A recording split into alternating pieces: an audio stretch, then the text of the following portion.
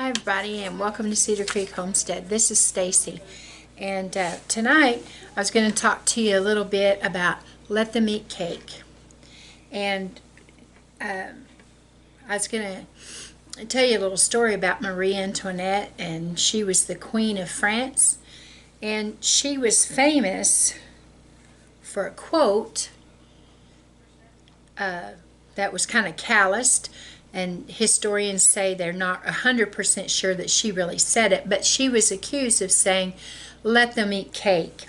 And it was in a time of their rule in the country when things were going bad, people were starving, they were being taxed to death, and there were things going on in the country that the people eventually revolted, and there was an uprising, and it brought about eventually brought about the death of the king and queen, and she was beheaded. And she she was known for her riotous, not righteous, but riotous living. She lived a very fancy and very noble lifestyle, dressing fancy. They said that she had a gambling problem, lavish parties, and all of these things that would tell you that she was definitely out of touch with the people that that she was over, that she and her husband were over. And you know, there's something to be said in the United States today about people being callous, people that are in high places, people that are in offices that they were elected to, being callous towards the people of the United States.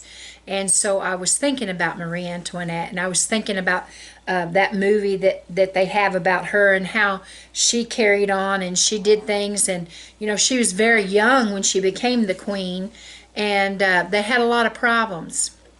One of the things that was going on in France at the time was they had unfair representation, and they had three groups of people that would come together and hold votes on certain things before they talked to the king about things. And it was the clergy, the nobles, and then the common people. And the common people, the average people like what most of us are, they made up about 95% of the group that it would affect. But the other two groups had enough people in the voting body that they would always be able to outvote the common people, the everyday people.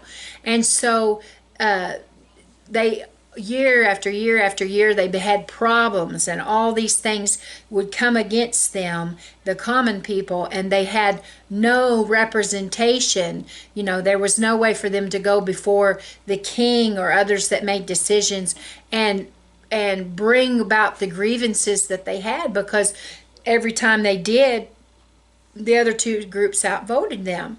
And one of the reasons was because those two groups were landowners, and they would do things that would put high taxes off on the rural people, the people like us that we were having to try to grow the food and try to take care of livestock, and then also come up with money to pay to the church and to pay to the nobles that owned the land.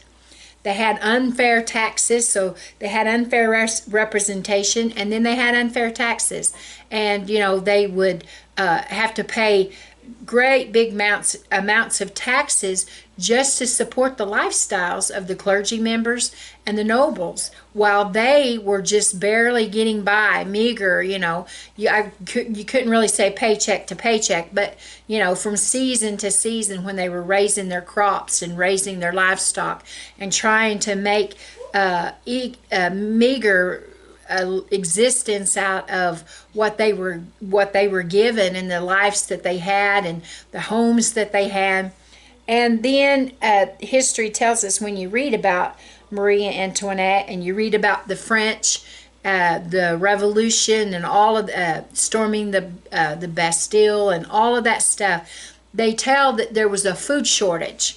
And what it was there was some crop failures, food shortages. There wasn't enough food for them in the rural areas. And then for sure, when the clergy and the nobles come along and they wanted their percentage, their part of the food, well, that caused even a greater shortage. And of course, what's going to happen, they're going to take from them and give it to the ones that are standing and wait, the nobles and the clergy, because they didn't raise food, the rural people did, but these people over here need it, and so they take it. So the people were hungry, they were angry, they had been mistreated, and they rose up against the king and the queen and against the ruling parties there. And you could say that she was definitely, Marie Antoinette was out of touch with the people that she ruled over, and it led to her death. And there was a lot of stuff. You have to read the story because there was a lot of things. I'm just kind of condensing the story down so I can get it told in this amount of time. But she ended up losing her life. And then this story comes out that she said, let them eat a cake. Well, how callous is it to have all of the trouble and all of the heartache that these people were having, and then to hear the royals, and you see the lifestyle that they lived in the day. They probably seen the carriages, and they saw the fancy clothing and the big hairstyles and all of the things that they were enjoying in that day. And here are the rural people that are barely getting by, in some instances not getting by, watching their children starve to death, being sick and dying of disease because there wasn't money to get them medication or getting them taken care of. And so she was definitely out of touch with her people. And that's what I kind of wanted to talk about tonight, about, in this country today, I believe there's some that might be, they might not actually say let them eat cake, but they're really coming onto the stage of, in front of the people and being so calloused and kind of shrugging their shoulders about people losing their jobs and all of the things that's happening that we see today, and telling us that retrain, get a new job, go into a new line of work, without as much as, it seems like, not even really a care in the world about how these people feel. I mean, people are in desperate times here in the United States. And I feel like there might be some parallels with, Marie Antoinette and some of the people here today. I'm not calling anybody names. I'm just saying that they appear to be kind of not having much feeling towards the working people of the United States. When we vote people in, we vote them in because of what they stand for and what they tell us they stand for and what they're going to do to help us. I would say that there are some in the United States today that would say that they've elected people to positions that represents them in their state and in their areas of the country, and they go to Washington. Now, this is not the case with everybody, because some of us would say we have good representation with our senators and with our congressmen and women. Others would not. Others would say they got there and they forgot who they went to represent, and perhaps even go as far as to say we think they sold out. We think they listened to those voices out there that were pushing their own agendas. We know that there's special interest groups out there, and they're sure to make their demands known. They have a wish list of things that they want to get accomplished, and they want to make sure that every box gets checked off. We want this, we want this, we want this, and we're not going to settle until we get all of this. And there's that old saying, the squeaky wheel gets the oil. Well, there's a lot of squeaky wheels, and they are determined that their needs are going to be met. Just like in this COVID bills that are getting passed, and you see all kinds of things that are in these bills a bill that is designed to try to help the American family, the American business owner, the American worker, trying to get people back on their feet. But yet you see all kinds of things that are in these bills, giving aid to foreign countries and giving money to the arts and different things. I'm not saying anything bad about the arts, but I'm saying this is supposed to be a relief bill, not something that is going to pay for all of these other things. If you want to try and get those things passed, your special interest or whatever, then come back and do that later. But right now, focus on getting help to the people that really need it, because they've been affected personally and in their businesses by this illness that's going on. We've all seen people standing at the podiums. I'm not going to call any names, but we've seen them stand at the podiums, and we've seen them take questions from the press or other people, and they've just been kind of, shrug their shoulders and just simply say, let them train in something else. Let them get a new job. Well, that's really easy to say. That's really easy for them to be non-committal about things when their livelihood's not on the table, when they're not watching their children perhaps be hungry, or their bills get unpaid, their rent's not met, other things, they're not able to go to the doctor because they have to choose. Do I go to the doctor? Do I buy my prescriptions? Do I provide this for my children? There are real hard decisions made around the kitchen table every day. And a lot of these people that are making decisions for us are out of touch. They don't have any idea what the average American family is discussing. And the American businesses are struggling, making decisions on whether they're going to be able to stay open, and whether they're going to be able to keep all the people that they have working for them on the workforce. And those are hard decisions. And to be so callous and so hard-hearted, just simply say, learn something new. I don't know where we get off as people to put ourselves in a place where we're coming across as being above the other person.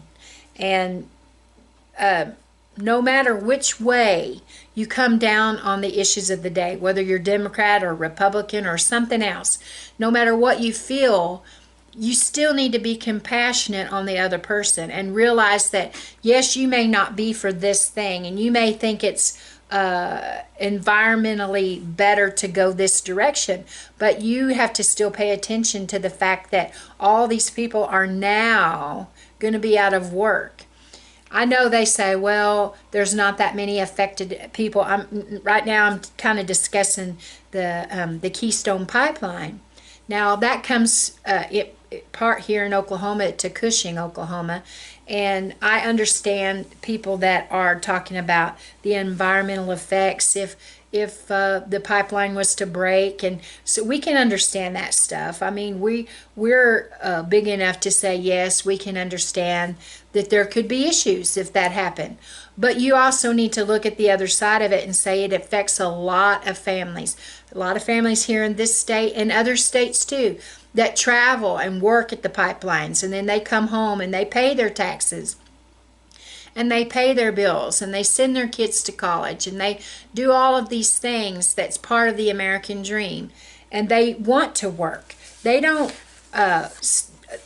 set out to say, I'm just out for a handout. I want to work. I want to do everything to make sure that we are able to partake in the American dream. And there's lots of hard-working people out there that are hurting right now, and they need a hand up. Not a handout, but a hand up. And we can't just sit by and wait for the government to help us. And, there's restaurants that have closed. There's gyms that's closed, salons. There's all kinds of jobs that are right now on the line, and people are hurting. A lot of people are waiting for the stimulus checks. And they're arguing back and forth. Should they get this much in their stimulus check? Should they increase it this much? And no doubt a lot of people have gotten the stimulus checks, and they have really helped them. They've really helped their families. They've really been able to take that money and pay some bills. I'm sure they have. But we also need to realize that, they also need to realize that we're writing checks as a country on borrowed money. We have borrowed money from other countries, and some of these countries, they're not necessarily our biggest fan, and we've borrowed money from them. And we continue to borrow money, and we continue to go deeper and deeper into debt. And it's going to be a problem for us. Maybe not right now, but in the future, our children and our grandchildren are going to be paying bills that we spent right now, that we made right now, and they're going to have to be paying it for us. The American people, for the most part, they're concerned about feeding their children and paying their bills, paying their light bill, making sure they have heat, and they're good people. And we all have issues. We all have problems. We all have things that we're concerned about as citizens of the United States. And I was thinking about how this area of the country, the area of the country that they call flyover country, most of the time we don't get paid much attention to because they kind of treat us like we're insignificant. But there's a lot of hardworking people that carry a lot of weight in the United States. They are, mechanics and blue-collar workers. People like what Howie was the HVAC guy. And he had people that would look down on him because he was a blue-collar worker. But he made a living and provided for his family. And I think that we need to make sure that we're telling the American workers thank you for all the work that they do. They get up every morning and they bust it. And, that's garbage collectors, and that's farmers, and that's waitresses, and just anybody that does a blue-collar job. And we need to realize that this country's made on more than just those political jobs and those jobs that people seem to be chasing after. The factory workers, everybody that gets up every day and faces life and worries about how they're going to pay their bills, how they're going to make ends meet. And they deserve for people to respect them, not get up in front of a big group of people and callously say, learn a new job. That's just not fair to them. In the story of Marie Antoinette, they had this cartoon from the day, and it had these three figures, and the one person in this cartoon was bent over, and they were struggling along trying to take a step and take another step and take another step with the burden that they had on their back. Well, the burden was the ruling class, the monarchs. They were on the back of the workers, and the clergy members and the noblemen were on the back of the workers. And you could say that it's that way today here in the United States as well. The working people are the ones that get things done. They're taking those steps. They're plunging along. They're trying to do those things, and carrying people, that need to be thankful for what the American worker does. And we need to hold together as a nation, and we need to look out for each other, and we need to try to encourage each other in this time. I think that we're in for some scary times, and we're in for some unsure times. And gas prices are going up, food prices are going up, And it seems like our paychecks are getting smaller and smaller because, well, for one thing, the sickness that's going around, people aren't working as much as they were able to work. And now we've got jobs being canceled out because they're worried about, the environment, and they're worried about things, so they're canceling these jobs out. And it's not just a few jobs, it's thousands and thousands of jobs. I think about the man from Arkansas that they interviewed that was a pipeline worker. To see them in tears and to realize that they're hurting, not just for their family but for the people that work for them too. It's tragic that this is happening, and it's sad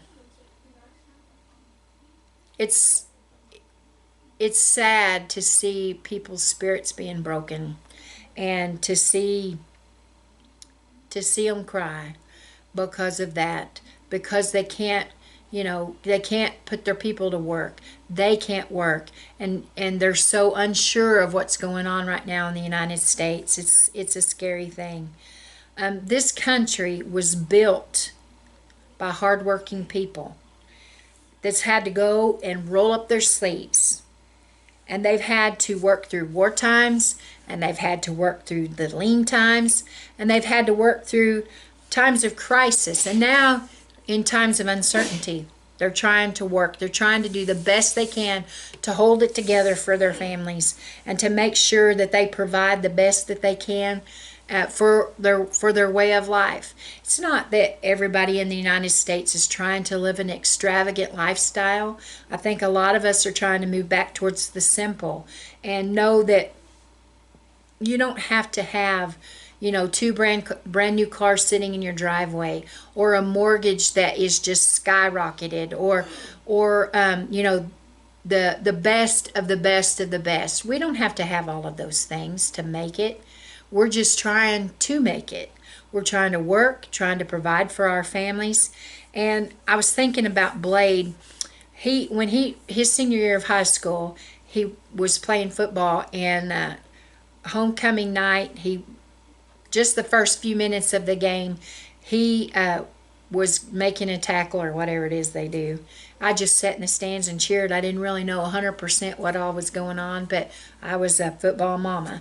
And he ended, anyway, in the first half of the football game, actually the first quarter, he got hurt and got taken out of the game.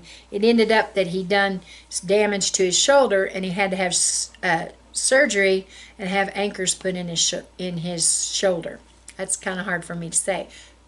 Anyway, when we were visiting with his surgeon that was doing the surgery, he began to talk to Blade about what he was going to do, because football was out and he wasn't going to be able to play anymore. And so they discussed college, and they discussed all of the options that Blade had, and Blade told him that he was going to Votech here in Oklahoma, and maybe in your state too. When their junior and senior years, they get to go to Votech for part of their high school time. And so Blade went to Votech and was learning the HVAC trade, like what Howie had in his business, and also he was training with his dad. So he told that to the doctor, because the doctor had asked him if he was going to go to college. The surgeon, encouraged Blade to stay with that trade. And he told him, he said, that's where the future is in the trades. Because people are going away from it. They're getting away from HVAC. They're getting away from plumbing and construction and those kind of things, and chasing after things, degrees and things that when they get out of college with a degree, they may not be able to find a job that goes along with their degree.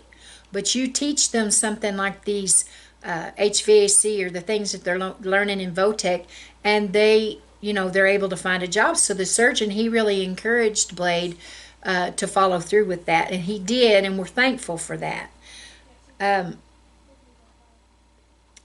We owe a debt to our workers. And, Howie was the HVAC guy, Blade's the HVAC guy, and also we're farmers. And I would encourage you to try to show your gratitude to those around you. Show your gratitude to your garbage collector or to the waitresses, your mechanics, anybody that has those skills, that is willing to work. Even if you don't have skills, if you're willing to work, I guarantee you somebody will tell you there'll be a shovel that'll fit your hand. And push your sleeves up and go to work. And the country was built on the backs of working people. I remember Little House on the Prairie. I love that show. And there was a time on there that Laura, Laura, she's the main character, and she was always arguing with Nellie Olson. And Laura's daddy was trying to find work. Something had happened, and he had found all these little odd jobs to make ends meet so that they could pay whatever kind of bills they had. And one of the jobs that her daddy had to do, Laura's daddy had to do, was go and work in the stables and clean the horse stalls. And he didn't make much money at it, but he was making a little bit of money. And he would work and work and work. And of course on the show, they always make you, they make it look like they really put in a hard day's work with the, make them look hot and sweaty and nasty. And Nellie and her brother went to school and was making fun of Laura and making fun of her daddy and because he was working. And little Laura, she went home, and her daddy found her in the barn loft crying. And when he sat down to ask her why, it was because Nellie had made fun of her daddy and had said that he smelled like the horses, that he stank and everything. And, Daddy, he said, well, I do stink. I do need to take a shower. Or, I'm sorry, he didn't take a shower back then. He had to go take a bath in the creek. But anyway, what he told her was basically, no job that you can work and make a living for your family is a job for you to be ashamed of. You're working hard, you're supporting your family, and that's something to be proud of, and to know that you're doing whatever it takes to make sure that your family survives. And so, of course, she was happy, and the show ended happy. She was able to tell Nellie, tell her what for, and so it made for the show. But we need to remember as a people that hardworking people are worth encouraging. They're worth our gratitude, and they don't deserve to have someone stand at a podium and kind of shrug their shoulders and say, let them learn something new. They don't deserve that. They deserve gratitude. They deserve respect. And I, for one, want to respect the American worker. And I'm thankful that we've got people that are willing to push up their sleeves and to go to work. And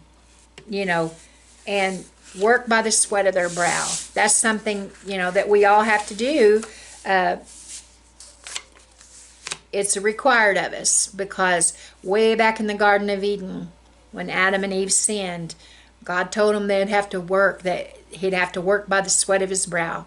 And so ever since that time, until time ends, we'll have to work by the sweat of our brow. So what I say to the American worker is, I'm thankful for you. And you've got my gratitude that you're willing to keep this country working, and you're willing to make this country move forward and be productive. And I, for one, don't want to take anything for granted. And I say thank you to the American worker. And y'all have a good evening. God bless you. I hope I didn't just prattle on and rattle on about this, but when I heard those people say that about the workers in just a non-caring attitude, and then I saw the man from Arkansas cry about them losing their job that they looked so forward to and made such plans with. It just broke my heart that we've gotten to a place where one person's agenda is more important than everybody else. And the classes get separated. This class thinks that they're so much more worthy, so much higher, so much smarter, and count for more than what the hardworking American person does, and that's just not true. It's not true at all. And so tonight I thank you, American workers. Until next time, God bless you, and Cedar Creek Homestead's out.